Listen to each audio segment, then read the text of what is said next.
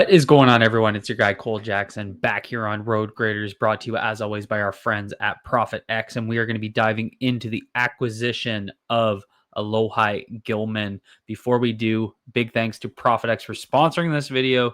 Thursday Night Football is coming tomorrow. My play on this one is I'm actually going after the Giants money line. I know it sounds a little crazy, could backfire. Eagles might smash them. That's what I'm chasing though, because the odds over on Profit X are just that good. So I'm going to go over there, use that peer-to-peer exchange, avoid the traditional sports betting markets where the house is stacked against you. Go over to ProfitX, use promo code RoadGraders to get up to $200 in ProfitX cash back in your first 30 days. Go check it out. Use promo code RoadGraders. We're going to be diving into the acquisition of Alohai Gilman, a trade that I think caught everybody off guard. I definitely wasn't expecting a Tuesday afternoon in week 5 or week 6, week 6 I guess we're in, to result in a trade. But here we are, Odafe Owe heading the other way, and in comes Gilman, a safety, which I thought was a really interesting move. 2020 draft pick, went in the 6th round. A guy that he spent a year at Navy, then went to Notre Dame. He was actually Notre Dame's captain during Kyle Hamilton's freshman season, so there's a big connection there. And when you look at the usage of Gilman, he's played about 2/3 of his professional snaps as a deep free safety.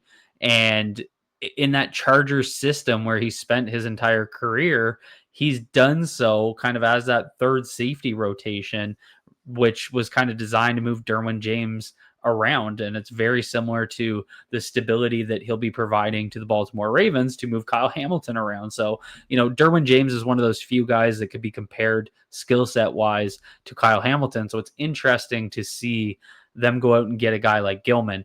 So really what I'm seeing in his skill set, very similar to what they saw in Geno Stone. That kind of, he's not going to wow you athletically. He's a guy that could get beat deep, but I think plays really responsibly in zone coverage. That's really where we're going to focus the film here, and is a guy that I think can really step up and kind of be that rotational safety. And what this does is it allows you to be a little bit more creative with Malachi Starks, move him around.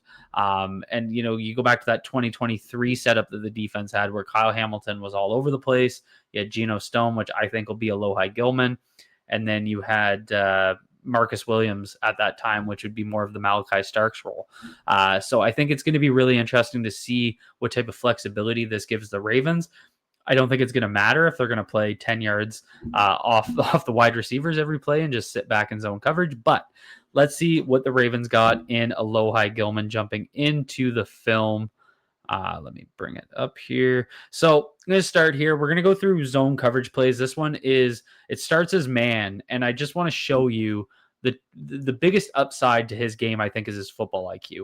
He really feels out zone coverage extremely well. He looks a lot more nuanced than what we've seen from the Ravens this year, and I think that's going to be a real key piece, and I think it's why they went after him specifically. So you're going to see Gilman is lined up as a safety spot at the top of the screen, number 32 in white. And so you're going to see him in man, and he's going to, right here off the snap, so he's going to run with 13, and 13 is going to go right here. 13 is going to go out of bounds. And so this is really important. So as 13 goes out of bounds, he can't come back into the field of play. He's gone out of bounds. If he comes back in and catches the ball, it's illegal touching. It's a penalty on the offense. So really nuanced understanding of not just the rules, but kind of, having that feel throughout the play to acknowledge that and then adjust. And so this play really stood out to me because it turns into a scramble drill. You can see Jackson Dart here. I'll run it back from the start. The pressure is going to come, and Jackson Dart's going to go into a scramble. You see Scatabo come in. He's going to go into a bootleg. Nothing's there. Now he's got a scramble. And so they've gone into a scramble drill, and someone's just trying to get open. This happened to the Ravens against the Buffalo Bills on the tip Keon Coleman touchdown. This happened against the Cleveland Browns on the Cedric Tillman touchdown.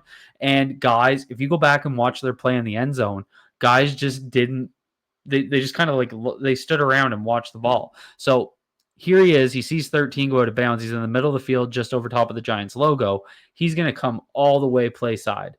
So as he sees that, he's going to come through, and you see right there, he gets in there and makes that PBU. So he saves a touchdown just from that high level IQ. I'll go back and run it through so you can kind of see it without the stoppage. But this is the type of stuff I like to see, is just that high football IQ, acknowledging what's going on in the play. You see, he sees it and then he breaks. And you can see right there, two Giants waiting for that ball. And he gets in there and he's the one that breaks up that play. So that's one hell of a play from Gilman. Now, I'm also going to show you what I guess would be the low light. This is the play that I saw floating around on Twitter, and I'm going to show it right from the start of the All-22 video, because you're going to see number 23, our old friend Tony Jefferson, and Gilman. They're going to have an exchange here pre-snap, because clearly there's not an they're in man coverage, but there's not an understanding of who's covering who. And so you're going to see them in the video. Look at them going back and forward. See how they're pointing, trying to figure this out? Well, Cortland Sutton's going to take off, and Gilman didn't know that was his man. In fact, he still doesn't know that's his man. So this was the play that was all over. I saw a lot of Chargers fans showing it as blown coverage. I'm not trying to give an excuse to him. Maybe it was his man. I really don't know. But when you see this type of miscommunication before the snap, there's something else going on. And you can see it's going to be a play action pitch right, where they had nobody on the left side of the field except for an inline tight end. And then they're sending three seams down the field. So they just obviously catch the Chargers napping, for lack of a better word. And obviously Gilman's part of that. He's got to be better than that. That makes up, he's allowed 87 yards according to Pro Football Focus in 5 weeks, and that was 52 yards of it. So, I mean, it's not like this is a regular occurring thing. And when I see that pre-snap confusion, I'm not necessarily all that concerned about it. Could be a lot worse, I guess, is what I'm getting at. So now we run through some of his plays where I'm just really impressed with how he feels out zone coverage. So you're going to see a lot of him in the deep center. That's the role I'm expecting him to play for the Ravens. So you're going to see right here against the Commanders just this last weekend, you're going to see him step up. So he's going to start off in cover 3, and he's going to step up on this crossing route. So right off the snap, get to the right point here. So when he's in cover 3 and he's the deep safety, he's got that middle third of the field. And then the other two cornerbacks have the other two. So I think it's Dante Jackson and forget their strong side corner. So he's got to drop back into this deep 1/3 in the middle. So he's going to kind of cover between the hashes. You're going to get this deep crossing route from the left side boundary. So as that comes across, it's going to undercut that zone. So right here, this sets up really well for the Commanders, because they're just running that in-breaking crossing route underneath cover 3. And that's usually, it's over top of the linebackers' heads. As long as the pass protection's good and you've given it time to develop, that's where, the lane's going to open up for you to throw that pass in there, which is what Daniels is going to do. The difference is Gilman sees this, knows that he has his deep 1/3 partner is carrying that go route. So he's going to actually break on Jalen Lane. And so as he does that, because he read it so well and he sees that, he steps up and he's assertive. And that's how I would explain how he plays in zone coverage. A very assertive player in his zone. He doesn't just let things cross in front of him. He's more assertive and he attacks the ball, attacks the player running through his zone. So really good to see that there, because that's been a huge problem with the Ravens.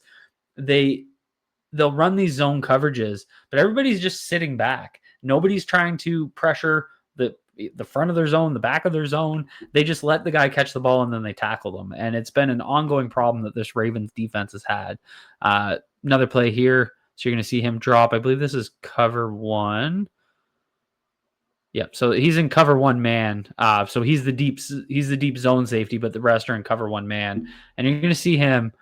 Really nice break on the ball here. And this was just really to show how he can navigate that deep center. Again, I don't find he's an overly stout athlete. So you're going to get the one safety drop down. He's going to take the deep middle. And you're just going to see him constantly read Jaden Daniels' eyes. So there he's dropping back. And as soon as Daniels starts to step up, you can see right there, as he starts to step up, he's going to get in there and chase down that target. So that's something that I think he does extremely well. It ends up far away from him, but I found he did a really good job when he's patrolling the deep middle of reading the quarterback's eyes. Now we get into a game against Jackson Dart and the Giants. He's going to be on the right side, right near the bottom of the face mask of the helmet of the Giants logo. And you're going to see him. Where'd I go here? Good God. Might have to go back to the old format, folks. Okay, there.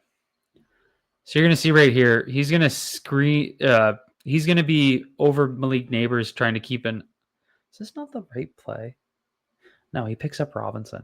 So he drops into cover 4. Sorry, I got the notes on this mixed up. So he's going to pick up, they're going to drop into cover 4 here. So he's got that deep, he's got the middle 1/4 of the field. And so you're going to see Wan'Dale Robinson run this deep crosser. So he's coming from the right side of the offensive formation, coming across. It's going to end up going to Malik Neighbors on the left. But you're going to see, again, as Robinson starts to cross into the bottom of the zone, you see him start to step up. And again, this is a minor play. Some of these plays with safety play, you have to focus on some of these moments, even when there's not targets, because you're trying to see how they're feeling out zone coverage. And so that's something he's going to do extremely well right here, is step up. And so if that ball does go to that crossing route, which is Wan'Dale Robinson over the middle, you can see that Gilman was stepping up into that area. So that's something that I think he does extremely well, is he feels out his zone. I'll play it through one more time. So you're focusing on Robinson stepping up, and you can see him just being assertive in that zone and being a bit more of an enforcer rather than just letting guys run in front of him. So something that I think he does extremely well, and it just kind of keeps reinforcing itself in those clips. This is the one I had mixed up. So you're going to see him break on, so they're going to drop into cover 2 here, and he's going to end up tackling Malik Neighbors after he catches this ball. So Malik Neighbors is on the left side of the offensive formation in the slot. They're going to drop into cover 2, and so you're going to see right here, Malik Neighbors right at the 20-yard line is going to start to break over top of the linebackers. And Gilman is going to read this and start to break up. And this linebacker that, or it might be a DB, the cover 2 hook zone here, that he just needs to play this with more inside leverage. He gets caught a little bit flat-footed. Malik Neighbors catches this one in the hole. Right here is exactly where you're going to feast against that, but you're starting to see Gilman break on that. So Gilman needs a little bit more from his linebacker, his DB there, to kind of carry that over, because he can't necessarily step up and abandon his deep half. But again, you're seeing him step up. He's right around the ball. He just reads and feels zone coverage extremely well. It just keeps kind of reinforcing itself. So right here, you're going to see him step up. He's going to end up being the robber. So you saw right there, they're kind of in cover 1. The other safety drops back deep. He's going to step up into the robber role here. And again, he's going to step right up. And right here, love this play. He's going to actually back off. As Dart starts to roll, he backs off because there's a tight end kind of flooding out there. So that could be a crazy scramble drill where, someone gets open because Gilman gets caught chasing. But right here, as he slows up, because there's a tight end that's starting to create that throwing lane. So again, very nuanced, very good understanding of where all the pieces are on the field at any given time. Something I think just keeps popping to me. It's really what I'm most excited about, because it was these little fine details that I used to notice about Geno Stone all the time. I saw people compare him to Chuck Clark. I think he's got less physicality in the box, but more deep center traits, if that makes sense. So I still see more of a Geno Stone type role. He's gonna have the black arm sleeves here in this Chargers Broncos game. So right here, you're gonna see him step up and man and get a pop on that tight end. So really love his play here. So they end up motioning here. They have a little spread, but they have a bunch formation of three Broncos to the left of the offensive formation. So he's just waiting for this to open because he's got 85, which is the tight end.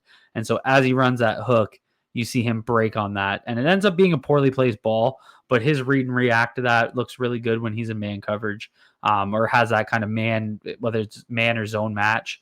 You're going to see another man coverage rep here. So just what I wanted to show here was just how he passes off. The Commanders love to run these tight splits. So you can see they're in a 5-man spread, but everybody's in basically almost inside the hashes, or inside the numbers. And so they like to do this because they're going to run crossers where they run a drag out from the tight end, bring the crossing route over, and they're just trying to basically in the red zone confuse your coverage. And so you're going to see Gilman up here. He's going to step up, communicate, and end up taking the running back right out of the backfield in man coverage. So just good to see that easy exchange. That was one thing outside of that one miscommunication error with Tony Jefferson. I didn't see a ton of that, which is always super positive. You're going to see him in man coverage again here. So this is going to turn into kind of, I think it's zone match or zone man match. So you see 22 motion across. He's going to run that orbit motion back. So Gilman's going to open into the middle of the field. And as he gets that crossing route from the right side of the offensive formation, you can see him right over top of the bolt right now. As he's going to take that, just an easy pickup by Gilman. So again, reading the field, moves very fluidly. Really no issues with his responsibilities there. Now he's back, stepping up on Debo. You're going to see him. I threw these in. This is where we're going to start getting into the run game, but just kind of showing him on screens and showing his tackling ability. So Debo's going to get bubble screen there. He's going to run through. Kind of want to see him be a little bit more like what he's trying to do is basically jam up and run through the blocker, because there's going to end up being, whenever you're running a screen like this, you need to create numbers, right? So he's going to run up and basically go through the blocker, which is Jalen Lane. And the idea is that if he runs through the blocker, there's nobody, it creates that opportunity for the corner to just have a one-on-one tackle. The corner gets sucked outside here. So I'd like to see him, protect the inside of the field a little bit more, but it's better than giving out the outside of the field. So they end up getting the tackle here. But love the physicality. I saw this a few times. See, he's on the right side of number 32 in white here. He's going to run up against the Giants. Same idea. They're going to run that bubble screen, and you just see him run right through that wide receiver. So you see that physicality, and we'll see that when we get to the run game. He really has no issue running the alley and being a physical enforcer. So that's good. I don't think he plays the run extremely well or anything, but I don't think he's not making business decisions. He's not. He plays compact and low, which is really important. I didn't see a ton of missed tackles, so a lot of good stuff. A lot of good stuff happening here. I think we get one more bubble screen here in the Broncos game if the play will play. There we go. Yeah, so just another screen here, and you'll see him kind of run up in pursuit and end up making the tackle. And look at the patience there, though. So this is what I was talking about. The first clip I looked at that I was a little critical of. This is the patience I like. So as he approaches right here, Troy Franklin's going to come back inside. And so as he does that, you can see he breaks down, kind of gets into that stop stance, and then reads kind of where the runner is going to go from there. So that's more of what I want to see, is a little bit more of that controlled aggression. Good run stop here against the Commanders. He's on the right side of your screen right now. So you're going to see him step up as this goes off tackle. There's 32 coming into the picture. You can see it. He's going to step up, and there's that type of tackle that he likes to make. So you're going to see, I'm going to call it a square tackle. It's kind of the best way I can explain it, where he's going to step up and right like this. So rather than, dive or be a chase down tackler or, try and wrap and roll, that sort of thing, he steps up square and, gets low and then is an enforcer that way. And I think it works really well for him. You're going to see a touchdown here. I wanted to throw this in because, I saw on Twitter some people blaming his athleticism for this. This is a play they're going to run off tackle. You can see right here, it's almost like a trap look where they're trying to get these down blocks, and then they're going to launch their left guard out to Derwin James to try and basically get him. I mean, he ends up picking the edge player, which the edge player should be out there to set the edge and force that run back inside. So this is really on 45 and Derwin James, who need to set the edge. Nobody sets the edge. I'm not going to put it over on the deep safety because he wasn't able to go sideline to sideline from 4 yards out when he's uninterrupted. So I don't blame that on him at all. That's when you're the high safety in the red zone, he's going to be more focused on one of the A or B gap rush lanes. He's not going to be focused on the outside because that edge needs to be set to force that ball back inside. So you can't let it get outside in the red zone. That's just a no-no. Here he is, middle of the field again against the Commanders. Very involved in the run game in this one. And you're going to see him again. There's that kind of square up tackle, right? So he's going to square him up, do the same thing. See him here again. Step up right there. So I find he runs the alley pretty well. I really have I love this play. So Scatabo is going to go up the middle here, and you're going to see him fill and do one of those square up tackles, but he takes on Scatabo, no issue, right here. Boom. See how he gets in front, and it's more of like a front trip, and he's almost kind of getting run over, but not really because he's doing it intentionally. I like it because it's leading to less missed tackles because he's not trying to go in with a shoulder lean. He's not trying to wrap. He's going in and he's squaring up. And at the very worst, if he runs over you, he's going to hold on to you and take you down. So doing a really good job there. Now we get a rush from Devin Singletary. Same idea here. He's going to step up, run the alley, goes to the outside here. There he is with another, another tackle. So overall, I'm pretty impressed. I think they're getting a very solid football player. I'm a little worried about, how it's necessarily going to fit in with what some of their challenges have been. And what I mean by that is you can have some great coverage players, but there's certain things that this defense is doing where I'm not sure that was the biggest weakness. So, for example, I think the pass rush has been the biggest issue facing this team. If you add another safety and you're getting good coverage, like let's say the coverage sorts itself out, but you have no pass rush, how much of the defense is that really going to fix? But at the end of the day, sounds like Odafe Owe wanted out of Baltimore.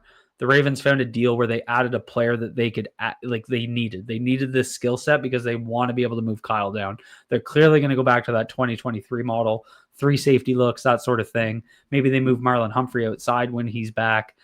Maybe that'll kind of inject some life, a little bit of a different look personnel-wise than what they've been doing. So we'll see how it all shakes out, but that's kind of my take on Gilman. Drop a comment down below. Let me know what you guys think. Hit that like button if you enjoyed this breakdown. Hit subscribe if you're new here. And as always, my friends, be good to yourselves, be good to each other. Peace out, everyone.